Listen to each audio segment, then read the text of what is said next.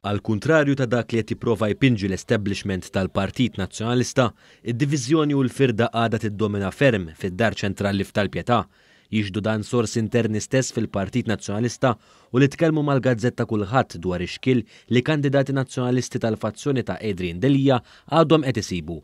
Fil-fatt l-istess gazzetta spjegat kif dan reġa' ħareġ biċ-ċar fl-elezzjoni tas-Sibt għal kandidat ġdid sabiex jikkontesta il-kariga fil-ġerarkija tal-gvernijiet reġjonali.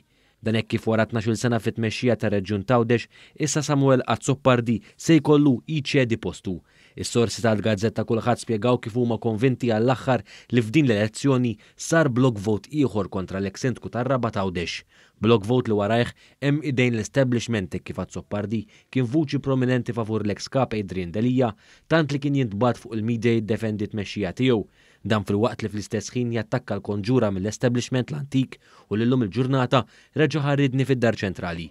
Minkejja l-esperjenza fil-kariga, il-Partit Nazzjonalista iddeċida li jikkontesta lil Azzoppardi bi 3 kandidati oħra.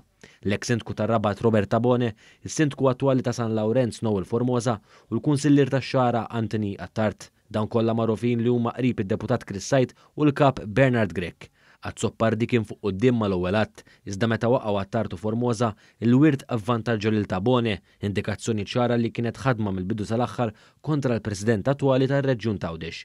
B'reazzjoni għal dan ir-riżultat Azzoppardi tenna li l-ħidma tiegħu għal Għawdex tibqa' l-għan prinċipali f'ħajtu, dan minkejja l-isfidi kollha li din ir-rabta ġabet f'ħajtu u dawk kollha madwaru. Indikazzjoni ċara għal dawk l-isfidi kollha li sab ma' wiċċu talli ma żilx in-naħa tal-establishment.